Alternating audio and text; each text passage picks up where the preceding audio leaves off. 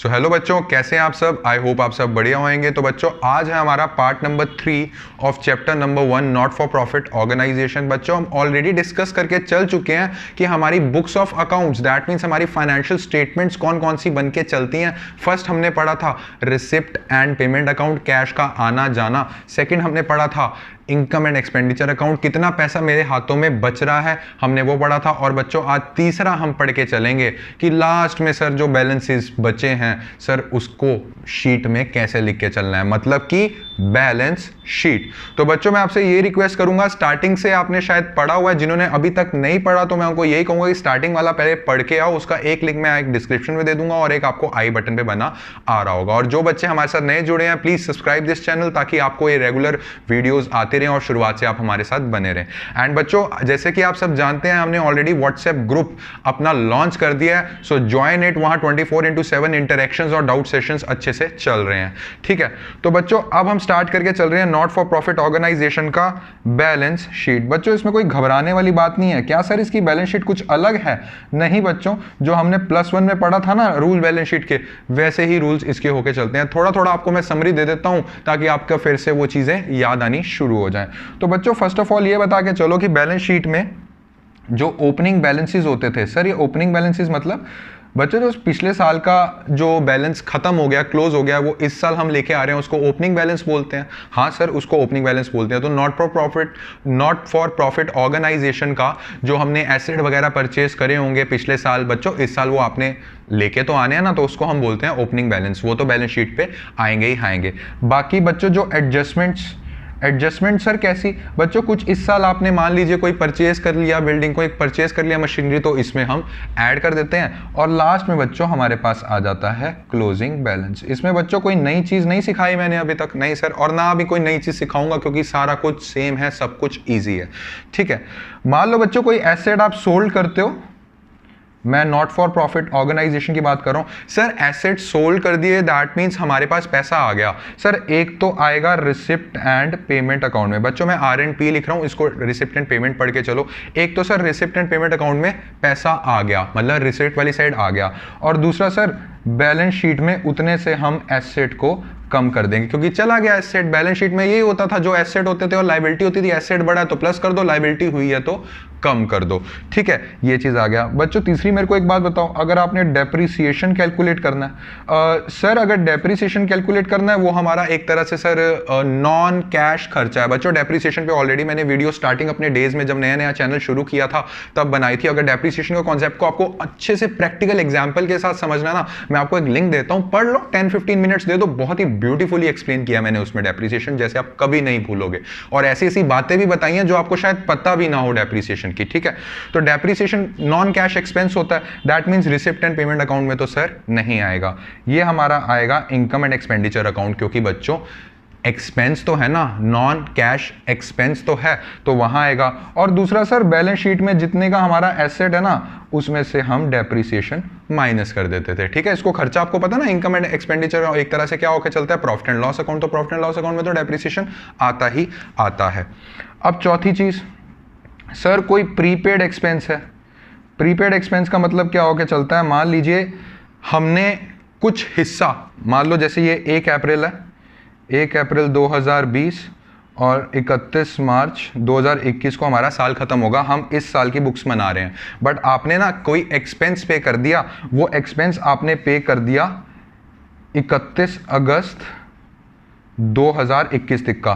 That means बच्चों ये वाला जो आपने एक्स्ट्रा पे किया है वो इस साल तो नहीं आएगा, वो इस साल तो नहीं आएगा, क्योंकि हमारी जो बुक्स हैं वो एक्रूअल बेसिस पे चलती हैं। तो सर इसमें आप ऐसा कीजिए ना, मान लीजिए आपने 10,000 जो पे किया है, जस्ट एन एग्जाम्पल दे रहा हूं बच्चों, मान लीजिए जो 10,000 पे किया है ये पूरा इतने साल का है, बट जो इतने वाला हिस्सा है 31 मार्च से लेकर 31 अगस्त 2021 तक का जो एक्स्ट्रा हिस्सा है जो अगले साल से रिलेटेड है वो है 4,000 रुपए। तो सर इसमें आप ये एंट्री कर लीजिए ना, 10,000 तो सर जाएगा रिसिप्ट एंड पेमेंट अकाउंट से, ये तो बात पक्की है, हमें कोई मतलब नहीं है, कैश जितना आ रहा है जितना जा रहा है वो तो जाना ही जाना है, चाहे अगले साल का चाहे पिछले साल का। और इनकम एंड एक्सपेंस, इसको प्रॉफिट एंड लॉस की तरह मान के चलो। इनकम एंड एक्सपेंस अकाउंट में क्या होगा, एक्सपेंस में सर 10,000 शो करेंगे, नहीं बच्चों, इनकम एंड एक्सपेंस अकाउंट एक तरह से एक्रूअल बेसिस है, मैं आपको ऑलरेडी समझा चुका हूँ। उसमें आप ऐसे शो करके चलेंगे 10,000 माइनस कर देंगे उसमें से 4,000, टोटल 6,000 ही आप एक तरह से प्रॉफिट से निकाल लेंगे, ठीक है। और बाकी जो 4,000 जो आपने एक्स्ट्रा पे कर दिया बच्चों, ये 4,000 आपका एसेट साइड पे शो हो जाएगा एज प्रीपेड एक्सपेंस। ऐसा एक्सपेंस जो मैंने फालतू में दे दिया है, अभी भी मेरा इस पे हक है इस साल के अकॉर्डिंग। अगर ये भी समझ नहीं आया तो मैं एक और इस पे लेक्चर बना दूंगा, वैसे मैंने समझाया हुआ टॉपिक, आप समझ लेना, ठीक है। वैसे यहाँ पे भी समझा दिया, +1 के बच्चे हैं, अच्छी तरह पढ़ के आए हैं, ठीक है। तो कोई भी प्रीपेड एक्सपेंस हो, ठीक है ना, और आपने एक शब्द सुना होगा कि एक्रूड शब्द होके चलता है। हाँ सर, एक्रूड का मतलब होता है जो इस साल से रिलेटेड है, वो इस साल में जो अगले साल का गलती से हमने पे कर दिया या अगले साल का रिसीव कर लिया, सर ये सारी चीज़ें होती है बच्चों। उसका भी हम बैलेंस शीट में सीखेंगे, टेंशन मत लो, ये अभी कैलकुलेशन इसकी आगे बैलेंस शीट में आने वाली है, हम सीखेंगे ये चीज़ें, ठीक है। और सर जो एडजस्टमेंट्स होके चलती हैं, छोटी मोटी एडजस्टमेंट होके चलती हैं जिससे एसेट और लाइबिलिटी पे इफेक्ट पड़ता है, सर वो भी हम सीख के चलेंगे, ओके। अब बात कर लेते हैं थोड़ी थोड़ी लाइबिलिटीज़ की बच्चों। अभी हम क्वेश्चन करके चलेंगे ना, मैंने आपको प्रॉमिस करा है हर चीज़ का मैं क्वेश्चन करवाऊंगा, वो अभी हम करेंगे, टेंशन मत लो, ठीक है। Liabilities, sir first of all जो लोन हो पिछले साल का, कोई पिछले साल का लोन है बच्चों, इस साल तो उसको शो करना ही करना है, और बैलेंस शीट में हम उसको कहाँ शो करके चलेंगे, लायबिलिटी में। सेकंड पॉइंट हम इसमें पढ़ के चलते हैं, कोई नया लोन लिया हो, कोई नया लोन लिया हो, अगर नया लोन लिया है तो बच्चों एक तो रिसिप्ट एंड पेमेंट अकाउंट में आएगा, कैश हमारे पास आया है, और दूसरा लाइबिलिटीज हमारी लोन बढ़ जाएगा, तो दूसरा इसका बैलेंस शीट में शो करके हम चलेंगे। समझ में आ रहा है बच्चों? ये वैसे आपको चीजें सिखाने वाली नहीं है क्योंकि आप +1 में अच्छे से बैलेंस शीट पढ़ के आए हैं, मैंने कहा चलो एक बार ओवरव्यू आपको दे देता हूं, ठीक है। और तीसरा इसमें आगे चलता है बच्चों, समझना बात को, मैं ये पॉइंट आपसे पहले भी डिस्कस करके चल पड़ा हूं, ऐसी डोनेशन जो स्पेशली किसी पर्पस के लिए आपको दी गई है, that means donation for building. आपको याद होगा हमने पढ़ा था क्वेश्चन में, आपने जब बोला था सर डोनेशन है रिसीव हुई है, ओके डोनेशन रिसीव हुई है, बट ये है डोनेशन फॉर बिल्डिंग। ऐसी डोनेशन जो किसी पर्पस के लिए दी है, उस डोनेशन को आप इधर उधर यूज नहीं कर सकते, एक स्पेसिफिक पर्पस के लिए यूज कर सकते हो। इस डोनेशन का पर्पस क्या है? ये डोनेशन जो आपको मिली है ना चैरिटेबल इंस्टीट्यूशन, ये सिर्फ बिल्डिंग बनाने के लिए मिली है। तो एक तो इसको रिसिप्ट एंड पेमेंट में डाल दोगे क्योंकि हमारा एक तरह से पैसा आ गया है, और दूसरी चीज इसको इनकम एंड एक्सपेंडिचर में डालोगे, नहीं सर उसमें नहीं डालेंगे क्योंकि ये स्पेसिफिक पर्पस के लिए है, और जब तक हम इसको यूज नहीं करते, अगर हमने इसको किसी और काम में यूज किया तो हमें पैसे इसको वापस करने पड़ जाएंगे। फिर से मेरे वर्ड को देख लो, अगर हमने इसको उस पर्पस के लिए यूज नहीं करा जिस पर्पस के लिए हमें ये डोनेशन मिली है, हमें ये पैसे वापस करने पड़ जाएंगे। We are liable to give it back. That means donation for building जब तक आप इसे यूज नहीं करते, ये बैलेंस शीट पे लायबिलिटी की तरह आएगी, ठीक है ना बच्चों। आगे आने वाले क्वेश्चन में ना थोड़ी बहुत आपको चीजें आएंगी, funds for sports, funds for old age home, ऐसे फंड्स, ऐसी डोनेशन जो आपको रिसीव हो रही है किसी स्पेसिफिक पर्पस के लिए, बच्चों वो हमेशा लायबिलिटी का पार्ट होती हैं। रिसिप्ट एंड पेमेंट में तो आएंगी, लायबिलिटी का पार्ट होती हैं। समझ में आई इतनी बात? यस और नो? हाँ जी सर हमें समझ में आ गई। फटाफट से एक क्वेश्चन कर लें ताकि आपको एक क्वेश्चन क्लियर हो जाए, आपको जितने भी कॉन्सेप्ट्स हैं ये क्लियर होके चलेंगे। बच्चों क्वेश्चन समझने पहले एक चीज और समझ लो, छोटी सी चीज है, आई नो आपको आती होगी। बच्चों हम क्या करते थे, प्रॉफिट एंड लॉस अकाउंट बनाते थे, ठीक है। यहाँ पे हमारा ग्रॉस प्रॉफिट आता था, फिर हम एक्सपेंसेस माइनस करते, नेट प्रॉफिट निकाल लेते थे, और इस नेट प्रॉफिट को बच्चों हम क्या करते थे, कुछ भी ले लो, जैसे कैपिटल होता था है ना, या फिर इक्विटी शेयर कैपिटल होता था, या फिर कैपिटल होता था, इस नेट प्रॉफिट को उस कैपिटल में प्लस कर देते थे। यस और नो? हाँ सर ऐसे करते थे। सेम वे बच्चों इसमें भी यही है, हमने प्रॉफिट एंड लॉस की जगह हम क्या बनाते हैं, income and expenditure account, okay बच्चों। और इनकम एंड एक्सपेंडिचर अकाउंट में जब हम ऐसे बनाते हैं तो बच्चों यहाँ से हम माइनस करते रहते हैं, यहाँ हम प्लस करते रहते हैं चीज़ों को, जो भी हमें रेवेन्यू इनकम रिसीव हुई है, और यहाँ से जो रेवेन्यू एक्सपेंसेस आए हैं वो कर देते थे। लास्ट में बच्चों हमारे पास बच जाता था सरप्लस। अगर आपने पिछली वीडियो देखे आए आपको पता है लास्ट में हमारे पास नेट प्रॉफिट की जगह हम लिख के चलते थे सरप्लस। बच्चों इस सरप्लस को जब हम बैलेंस शीट बनाएंगे ना एनपीओ की, नॉन प्रॉफिट ऑर्गेनाइजेशन की, उसमें ना इक्विटी शेयर कैपिटल तो बोलेंगे नहीं, कैपिटल भी नहीं बोलेंगे, उसको हम बोल के चलते हैं कैपिटल फंड। जितना कैपिटल हमारे पास पड़ा हुआ था और ये सरप्लस बच्चों उसमें ऐड हो जाता है। ठीक है, जो इक्विटी शेयर कैपिटल है उसको हमने डिनोट कर दिया कैपिटल फंड से, जो कैपिटल बना आ रहा है स्टार्टिंग में मेंबर्स ने इंट्रोड्यूस किया होगा ना थोड़ा पैसा, उसको हम बोल के चलते हैं कैपिटल। और नेट प्रॉफिट यहाँ पे प्लस करते थे इक्विटी शेयर कैपिटल में, वैसे ही सरप्लस यहाँ प्लस करके चल लेंगे। बच्चों इतनी बात समझ में आई? ये चीज़ें तो नॉर्मल थी आपके लिए, समरी थी मेरे बच्चों के लिए। मेरे बच्चे ऑलरेडी इंटेलिजेंट है, मेरे को इतना चीज़ें एक्सप्लेन करने की जो +1 से रिलेटेड है जरूरत नहीं है। तो फटाफट से आइए हम क्वेश्चन करके चलते हैं, उससे आपको सारी चीजें क्लियर हो जाएंगे। चलिए तो चलिए बच्चों एक क्वेश्चन करके चलते हैं। ये क्या क्वेश्चन कह रहा है आपकी स्क्रीन पे आ रहा है, कहता है show how will you deal with the following items while preparing the balance sheet of a club as at 31 March 2019। ये कहता है आपको मैंने आइटम्स दे दिए हैं, उसको बैलेंस शीट में शो करके चलो कि आप कैसे करके चलोगे शो। ठीक है, तो फर्स्ट कह रहा है sports fund on 1 April 2018। Okay, and बच्चों देख लेना 31 मार्च 2019 है, दैट मीन्स 1 अप्रैल 2018 से 31 मार्च 2019 की बुक्स बन रही हैं। उसके बाद कहता है 10% स्पोर्ट्स फंड इन्वेस्टमेंट। उसके बाद कहता है interest received on sports fund investments, donation, sport prize awarded, expenses of sport, बहुत सारी चीजें बता रखी हैं, no need to take any tension. अब आ जाओ बच्चों आंसर शीट पे। अरे सर ये आपने रिसिप्ट एंड पेमेंट अकाउंट और इनकम एंड एक्सपेंडिचर अकाउंट क्यों बना दिया? सर क्वेश्चन में तो उन्होंने कहा है कि हमें बैलेंस शीट बनाओ। बताओ बच्चों, बैलेंस शीट भी बनाई है मैंने, मैं ये नहीं कह रहा कि मैं आपको बैलेंस शीट नहीं सिखाऊंगा, बट अगर ये अपनी बुक्स में भी आप देखोगे ना, उन्होंने बैलेंस शीट पे बना के छोड़ दिया।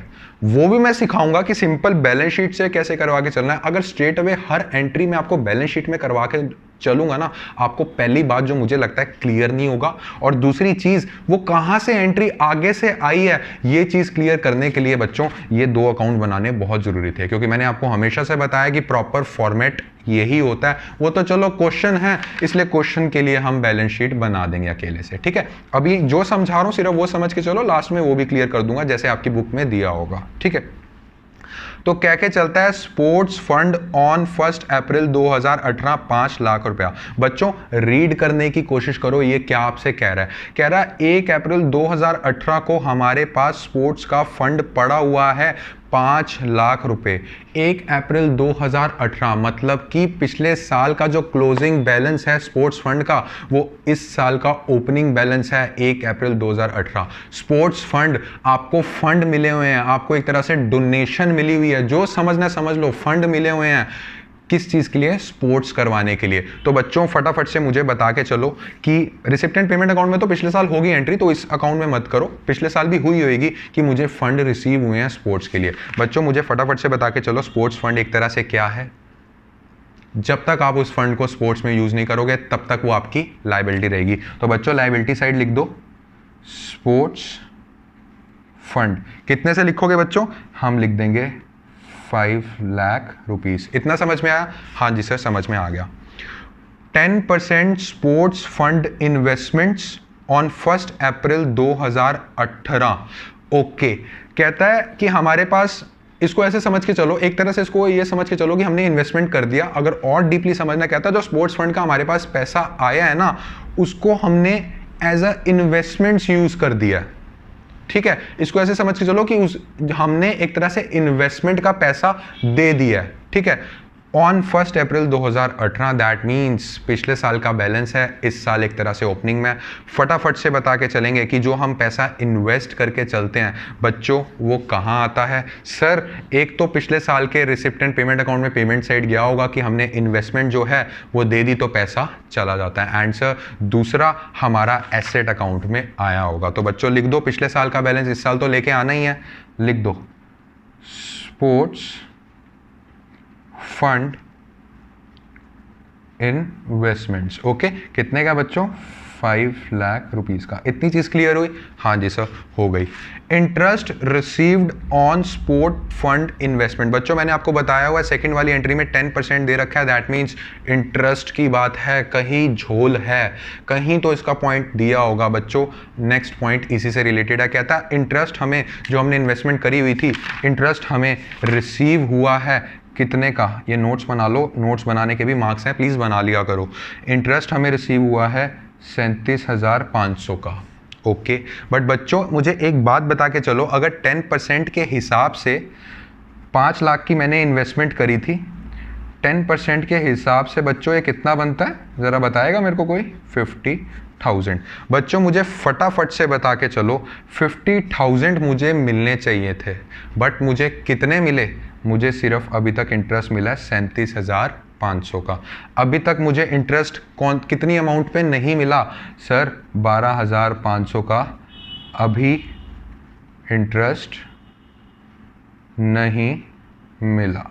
ओके, अब मुझे एक चीज़ बताना, बैलेंस शीट 2 मिनट के लिए भूल जाओ। मुझे 50,000 रुपये का इंटरेस्ट रिसीव होना है, बट मिला मुझे 37,500 उसमें से, क्योंकि उसने लिखा हुआ है। बट इस साल की इनकम इसी साल में आके चलती है, ये हमारा profit and loss account, oh sorry, income and expense account बोल के चलता है। That means income and expense account में अगर आप करोगे इंटरेस्ट रिसीव, बच्चों ये क्वेश्चन सोल्यूशन में मत बना के आना, एग्जाम में मत बना के आना, एग्जाम में सिर्फ इतना बना के आना है, ये जस्ट आपकी अंडरस्टैंडिंग के लिए बता रहा हूँ। 50,000 रुपये, ठीक है। इसमें से मैं ये लिख सकता हूँ कि जो इंटरेस्ट रिसीव हुआ है वो हुआ है 37,500 प्लस एक्रूड इनकम, एक तरह से इंटरेस्ट एक्रूड, ऐसा इंटरेस्ट जो हमें रिसीव होना था बट अभी तक हमें रिसीव नहीं हुआ है, वो भी हम यहाँ लिख के चलेंगे। बच्चों कितने का हुआ है अभी तक? 12,500, ये टोटल इसका बना है। और बच्चों जो इंटरेस्ट हमें रिसीव होना था बट अभी तक हमें नहीं हुआ है, उसकी एक तो हमने यहाँ शो कर दिया, बट उस पर बच्चों हमारा हक तो है। दैट मीन्स वो बैलेंस शीट में एसेट अकाउंट में जाएगी। लिख दो इंटरेस्ट एक्रूड, कितने से? 12,500 से। समझ में आया? हाँ जी सर, समझ में आ गया। डोनेशंस फॉर स्पोर्ट्स फंड, हमें डोनेशंस आके चली हैं, इसको रीड करना सीखो। मैं जानता हूँ इसमें स्ट्रेट अवे नहीं बताया हुआ कि गया है कि आया है, बट बच्चों दिमाग में थोड़ा ना, कहते हैं ना, थोड़े कॉमन सेंस लगाने की कोशिश करना।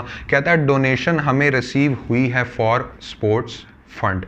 बच्चों डोनेशन ऐसी रिसीव हुई है जो स्पोर्ट्स के फंड से रिलेटेड है, किसी स्पेसिफिक चीज़ के लिए डोनेशन रिसीव हुई है। क्या करोगे सर? एक तो हम इसको रिसिप्ट एंड पेमेंट अकाउंट में दिखा देंगे कि डोनेशन रिसीव हुई है स्पोर्ट्स के लिए। कितने से दिखाओगे बच्चों? सर इसको हम दिखा देंगे 1,20,000, ठीक है। और सर एक यहाँ दिखा देंगे डोनेशन। जब तक सर हम इस डोनेशन को स्पोर्ट्स के लिए यूज़ नहीं करेंगे तब तक ये हमारी लायबिलिटी बनी रहेगी, 1,20,000, ठीक है। अब नेक्स्ट पढ़ते हैं। कहता है कि स्पोर्ट्स प्राइजेस अवॉर्डेड, हमने स्पोर्ट्स का फंक्शन कराया था जिसमें हमने प्राइजेस दिए थे। एक तरह से हमारा क्या हुआ? एक तरह से हमारा पैसा भी गया, यस सर, एक तरह से हमारा खर्चा भी गया। ओके, तो हम यहाँ पे कर देंगे कि स्पोर्ट्स प्राइजेस अवॉर्डेड। ओके, कितना स्पोर्ट्स के प्राइजेस हमने अवॉर्ड कर दिए? 1 लाख रुपए के, ठीक है। यहाँ रिसिप्ट होता है और यहाँ पेमेंट होता है। कैश एक तरह से चला गया, जब स्पोर्ट्स प्राइज अवार्ड करते हैं बच्चों 1 लाख रुपए के, तो कैश इतने से जाता है, और एक तरह से हमारा ये खर्चा भी है, तो ये हमारा आएगा एक्सपेंस वाली साइड पे। कितना? स्पोर्ट्स प्राइज अवॉर्डेड, कितने से बच्चों? 1 2 3 4 5, ठीक है। हाँ जी सर, ठीक है। अब नेक्स्ट हम पढ़ के चलते हैं expenses on sports event. Sports events के बच्चों एक्सपेंसेस हो गए हैं, तो हम इसको क्या करेंगे सर? एक तो यहाँ शो कर दो एक्सपेंसेस, क्योंकि कैश हमसे गया है कितने का बच्चों? हमारा कैश गया है 15,000 का, और एक यहाँ से भी गया है एक्सपेंसेस कितने का? 15,000 का। ओके, ठीक है। तो अब हमने इतना कर लिया, सारी एंट्रीज हमारी कर ली हैं, ठीक है। मेन क्वेश्चन में क्या पूछा है बच्चों? मेन इस क्वेश्चन में पूछा है कि आप ये जो आइटम्स आपको दे रखे हैं इसको बैलेंस शीट में कैसे प्लेस करके चलेंगे। बच्चों रिमेंबर, एक चीज मैं आपको बता दूं, इसमें अभी सारी आइटम्स नहीं दी हैं, ठीक है। सारी आइटम्स मतलब प्लांट मशीनरी, कुछ भी, मतलब कोई भी चीज होके चलती है। प्लांट मशीनरी तो चलो नहीं होगी, मतलब क्रिकेट बैट, सब कुछ अभी एसेट लायबिलिटी सारी नहीं दी है। दैट मीन्स एक चीज तो क्लियर है सर, इन्होंने सिंपल ये पूछा है कि बैलेंस शीट में आप इस आइटम्स को कैसे फिल करेंगे। अभी और आइटम्स हैं वो नहीं दी हुई है, दैट मीन्स बैलेंस शीट अभी आपकी मैच नहीं करेगी, क्योंकि ये फुल फ्लेज क्वेश्चन बच्चों नहीं है, ठीक है। तो इन्होंने पूछा कि बैलेंस शीट में बताओ, हमने तो बच्चों इतना पार्ट करना है, बैलेंस शीट में बच्चों कुछ और बच रहा है। सर कैपिटल फंड जो इक्विटी शेयर कैपिटल के इक्वल होता है बच्चों, वो नहीं दिया, भूल जाओ, ठीक है। सर हाँ, जो प्रॉफिट एंड लॉस अकाउंट से प्रॉफिट आता है सर, वो यहाँ पे प्लस या फिर माइनस कर देते हैं अगर लॉस आया तो, अगर प्रॉफिट आया तो प्लस कर देते हैं। सेम बच्चों यहाँ से निकालो कि कितना सरप्लस आ रहा है कि कितना डिफिशिट आ रहा है। अगर डिफिशिट आ रहा है तो बच्चों यहाँ पे हम कर देंगे माइनस, अगर सरप्लस आ रहा है तो हम यहाँ कर देंगे प्लस। कैपिटल फंड होता तो उसमें कर देते, बट बच्चों लिखना अल्टीमेटली आ तो लायबिलिटी में ही रहा है ना। तो बच्चों निकालेंगे यहाँ पे 50,000 को, और यहाँ कितना बना है 1,15,000। 1,15,000 में से अगर आप 50,000 को माइनस कर देंगे तो बच्चों हमारे पास बचेगा 65,000 रुपया, और 65,000 बच्चों हमारे हाथों से ज़्यादा पैसा चला गया। दैट मीन्स हमें एक तरह से एक्सपेंस वाली साइड जो है वो ज़्यादा है, तो 65,000 का हमें लॉस हो गया। दैट मीन्स एक तरह से डिफिसिट। और इस डिफिसिट को बच्चों क्या करेंगे, इस डिफिसिट को यहाँ ऐसे माइनस कर देंगे, ठीक है। यहाँ लिख दो 65,000 रुपये। तो बच्चों ये आपका टोटल बनेगा 5,55,000। 1 मिनट, 6,20,000 इतना, 5,55,000, ठीक है। और इसका टोटल बच्चों अभी टोटल नहीं कर रहा हूँ, वैसे इसका टोटल आएगा 5,12,500, बट मैंने आपको ऑलरेडी बता दिया है balance sheet will not match because it is not a full fledge question. ये एक तरह से फुल फ्लेज क्वेश्चन नहीं है। इस क्वेश्चन में सिर्फ ये बताया है, आइटम्स दी हैं, बैलेंस शीट में डाल दो, देख लो उस आइटम्स को कैसे करके चलोगे। अब बच्चों क्वेश्चन हो गया हमारा कंप्लीट, ठीक है। बच्चों मुझे अब एक बात बताओ, बहुत से बच्चे अगर इसका सोल्यूशन ढूंढने की कोशिश करेंगे तो वो ये कहेंगे सर हमें ये चीज़ बनाने की तो सर ज़रूरत ही नहीं पड़ी, हमें तो सर सारा कुछ यही किया हुआ है। बच्चों वो जो आपने डिफिसिट निकाली है ना, डिफिसिट कैसे निकली है, एक तो इंटरेस्ट रिसीव, सीधा क्या करो, अगर आपने एग्जाम में क्वेश्चन आता तो सीधा इंटरेस्ट रिसीव को यहाँ पे प्लस कर दो, इंटरेस्ट रिसीव यहाँ लिख दो। स्पोर्ट्स प्राइजेस अवॉर्डेड, एक तरह से 1 लाख का हमारा एक्सपेंस हुआ है, सीधा उस एक्सपेंस को यहाँ माइनस कर दो। एक्सपेंसेस 15,000, एक तरह से एक्सपेंस हुआ है, सीधा यहाँ एक्सपेंसेस को 15,000 को माइनस कर दो। मैंने क्या किया, मैंने इसका पूरा हिसाब किताब निकाल लिया, कर करा के यहाँ 65,000 बचा है, मैंने सीधा 65,000 कर लिया, आपको सिर्फ अंडरस्टैंडिंग दिलाने के लिए। अगर स्ट्रेट अवे आपको समझाता आपको समझ नहीं आता, मेरे को पूरा यकीन है अच्छे बच्चे तो चलो समझ लेंगे, बट वैसे सारे अच्छे बच्चे हैं, बट आपकी थोड़ी और अंडरस्टैंडिंग के लिए मैंने ये चीज़ आपको बता दी है, ठीक है। या तो अकेले अकेले कर लो या फिर ऐसे हिसाब किताब निकाल के सीधा यहाँ कर लो। बच्चों आज का क्वेश्चन समझ में आया, यस और नो? अगर नहीं थोड़ी बहुत भी डाउट है तो बच्चों do comment in the comment section. And yes, अब तो आप व्हाट्सएप ग्रुप में भी जा सकते हैं, मेरे को एक आपने मैसेज डाल देना, सर ये वाला पॉइंट समझ नहीं आया, you will get an instant reply. बच्चों इसका एक क्वेश्चन भी आपको, एक रिवीजन प्रैक्टिस क्वेश्चन दे रहा हूं एक तरह से, उसकी रिवीजन करके चलेंगे। अगर कोई भी डाउट आया वो भी व्हाट्सएप ग्रुप में आप डिस्कस करके चलिए। तो चलिए बच्चों मिलते हैं अगले टॉपिक के साथ नेक्स्ट वीडियो में। तब तक अगर ये अच्छा लगा आपको वीडियो तो जरूर लाइक कीजिएगा, शेयर कीजिएगा, सब्सक्राइब कीजिएगा। Thank you.